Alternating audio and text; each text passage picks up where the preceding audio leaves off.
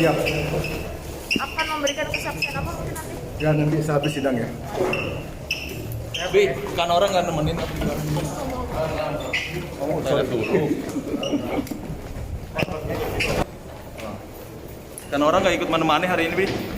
Jadi saya di rutan tiap hari olahraga. Nanti setelah kasus ini selesai, jadi intinya rajin sholat ya, Bu? Olahraga. Jadi saya jadi apa namanya di rutan itu kan rata-rata muslim, jadi ya secara nggak langsung saya ikut sholat jadinya karena rutin 5 kali sehari.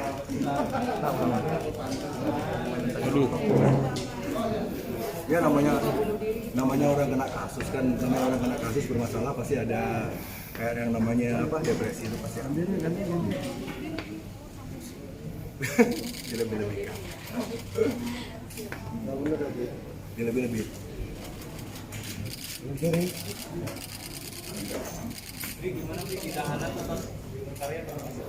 Belum bisa karena belum bisa masukin gitar. Tapi lirik udah ada. Lirik banyak. Lirik banyak terus apa namanya? Ya, banyak bergaul dengan teman-teman baru. Soalnya dari waktu ditahan yang kasus pertama itu saya sudah bikin 12 lagu. Jadi nanti sebebas dari kasus ini mau lanjutin lagi proyek itu, direkam 12 lagu. Jadi udah kebanyakan stok gitu. Kalau boleh bocoran, liriknya soal apa nih? Kangen istri, tentang hitam putih dunia hukum Indonesia, tentang keadilan, tentang kemanusiaan, tentang apa lagi ya? Bali masih juga jadi gitu. Apa ya? Soal tolak reklamasi juga. Oh udah. Ya.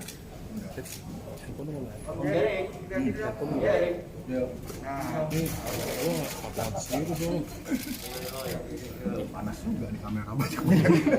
Sorry ya, Bli. Berarti lirik yang sekarang digarap ini ada baru lagi. Lirik ya secara konsep, cuman belum saya kalau kayak lukisan tuh sketsnya masih kasar, belum dipahat benar.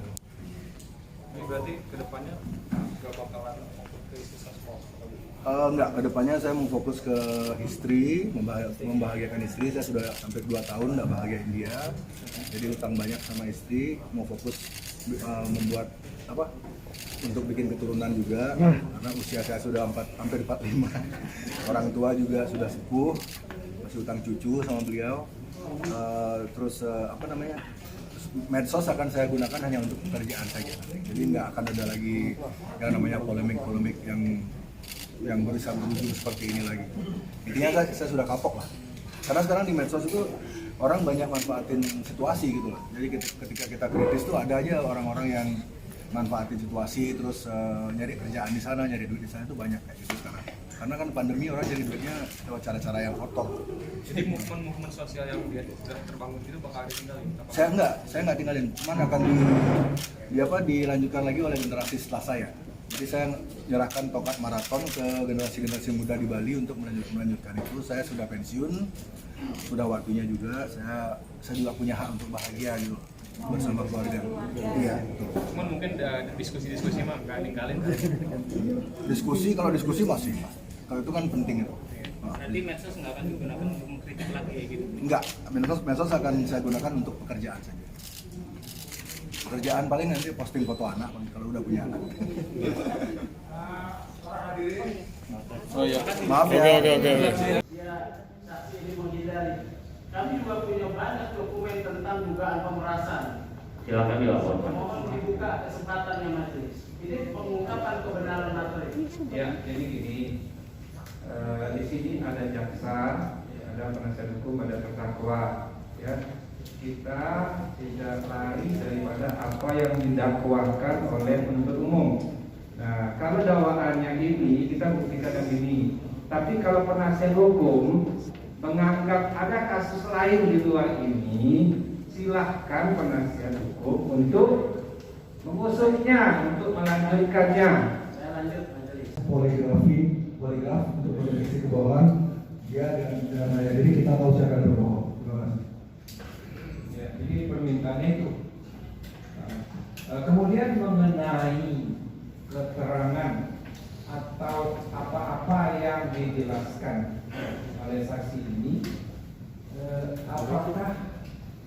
benar atau salah?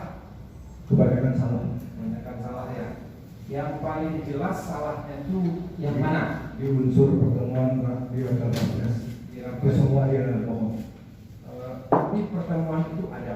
Terjadi, ada saksinya, ada ayah saya. Oh ya. Tadi dia katakan ada ayah saudara tapi tidak tahu namanya. Awalnya dia bilang tidak ingat jumlah orangnya, tapi akhirnya dia mengaku jumlahnya di rumah itu sudah bohong pertama. Ya, jadi sudah ditanyakan oleh penasihat hukum saudara yang hadir di situ si Jerry ada, orang tua Jerry ada, terus pacar si saksi ada, Acaranya juga ada. acaranya juga ada. Jadi keterangan yang terakhir itu yang dicatat. Betul. Ya. Dan juga permintaan untuk kompensasi dari 15 miliar menjadi 10 miliar itu juga ada. Itu ada. Menurut saksi ini tidak ada. Dia membantah semuanya. Ya, dia bantah. Ya, jadi ada perbedaan. Nanti kami yang akan menilai. Ya. Jadi saya mohon dites poligraf agar betul saya juga dites, dia juga dites. Jadi kita tahu siapa yang bohong. Nah, itu kami pertimbangkan dulu apakah kami menganggap perlu itu tes kebohongan apa tidak. Saya cuma ingin saya hanya berharap agar majelis hakim mempertimbangkan untuk tes poligraf atau lie detector, alat pendeteksi kebohongan, karena tadi para saksi memberikan keterangan yang tidak sesuai fakta seperti yang ditanyakan oleh pengacara saya tadi. Jadi jika mereka menolak melakukan poligraf, para saksi menolak melakukan tes poligraf, itu bisa disimpulkan itu berarti mereka ada di pihak yang mana. Bohong yang mana salah satunya? Dari semua pertanyaan dari Pak Sugeng tadi. Ya. Yang dugaan 15 miliar gimana tuh, Bli? Ya itu dah, makanya perlu sana. Jadi bener ya, Bli? Ada yang minta 15 miliar? Kiri.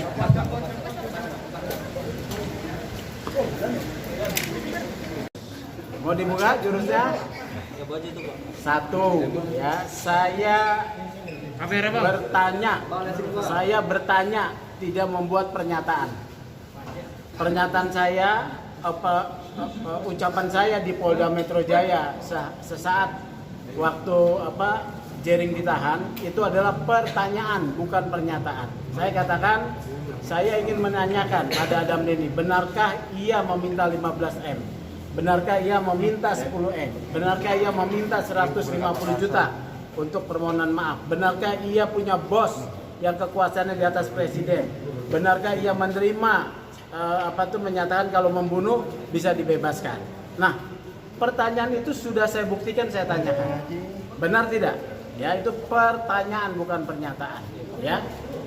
Kedua, pernyataan saya harus dipahami sebagai pernyataan. Kalau Adam Denny rujukannya adalah pemberitaan, maka dia harus menempuh undang-undang pers, ya, dengan membuat namanya bantahan, klarifikasi, atau mengadu kepada Dewan Pers, bukan melaporkan ke saya.